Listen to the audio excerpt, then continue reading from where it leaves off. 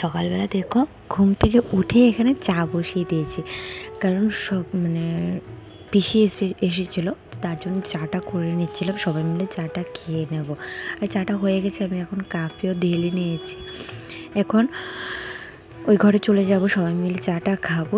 চায়ের সাথে খাবো হচ্ছে চিড়ে ভাজা, সেটা রাতের বেলা করে রেখেছিলাম আমি, কারণ সকালবেলা সম্ভব হয় না তাড়াতাড়ি করা, কারণ চিড়ে ভাজাও তো অনেকটা টাইম লাগে, তো তার জন্য।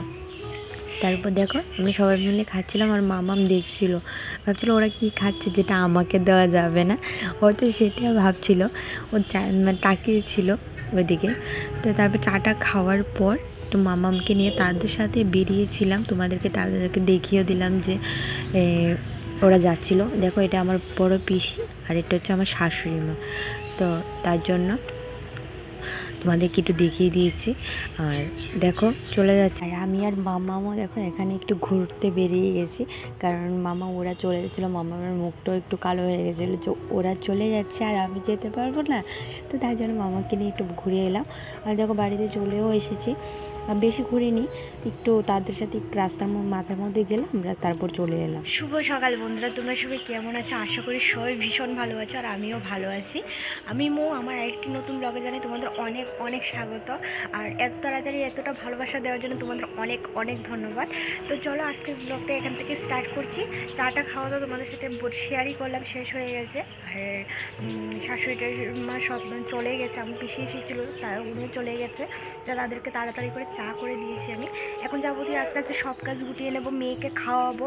তো মেয়ের শরীরটা এত বেশি ভালো নেই, তো তার জন্য একটু সমস্যা হবে আজকে। মনে করেছিলাম যে টিকাটা নিয়ে নেব, কিন্তু ভ্যাকসিনটা নেওয়ার হবে না মনে হচ্ছে, ওর আবার শরীরটা খারাপ করেছে। কি করব বুঝতে পারছি না, 9 মাসের হয়তো টিকা ভ্যাকসিনটা হয়তো মিসই যাবে, বুঝতে পারছি না কী করবো আমি। দেখবো ডাক্তারের সাথে একটু কন্ট্যাক্ট করবো, দেখি কী করা যায়। তো চলো দেখো, তো চলো দেখতে থাকো তোমরা ভিডিওটা। আর এখানে চলে এসেছি মামামকে খাবার করতে। তো মামামের খাবারটা করতে যখন চলে এসেছিলাম, তখন মা ফোন করেছিল, আমার ওই বাড়ির মা ফোন করে বলছিল যে ওইখানে বাড়িতে যেতে। তো আমি বলেছিলাম যে না, মামার শরীর ভালো না, যাবো না। তো বলছিল, তবুও জোর করছিল যে আসতে, কিছু হবে না। তো মামামের দাদানও বলছিল যে চলে ওকে দেখতে ইচ্ছে করছে বাকি।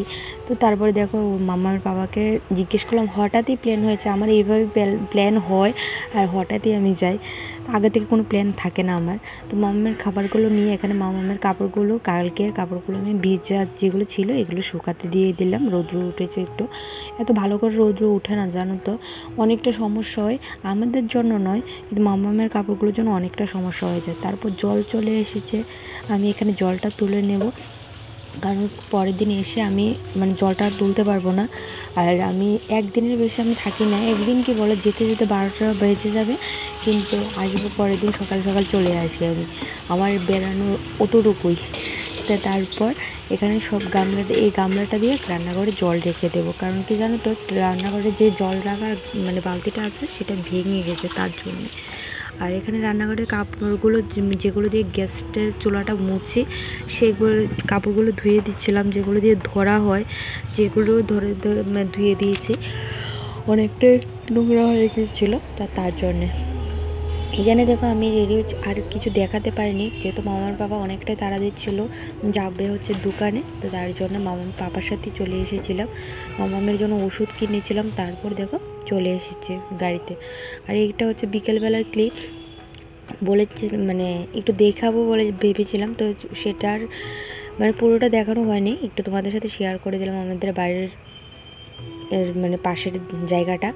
দেখো এখানে আমি আর মাম্মাম বিকেলবেলা একটু বেরিয়েছিলাম, আর গাড়ি দিয়ে চলে এসে না অনেকটা ক্লান্ত লাগছিলো, তাই মুখটা এরকম হয়ে আছে। আর দেখো রাতের বেলা দাদানের সাথে ও কীর্তনে চলে গেছে, ওকে ভালো করে ঠান্ডার জিনিস পরিয়ে তারপর 10 মিনিটের জন্য গিয়েছিলাম, বেশি যায়নি, তারপর চলে এসেছিলাম সাথে সাথে। আর উৎসবে গিয়ে খেয়েছিলাম হচ্ছে চাউমিন। তো বন্ধুরা আজকের মতো ভিডিওটা এতটুকুই, তোমাদেরকে দেখিয়ে দিলাম।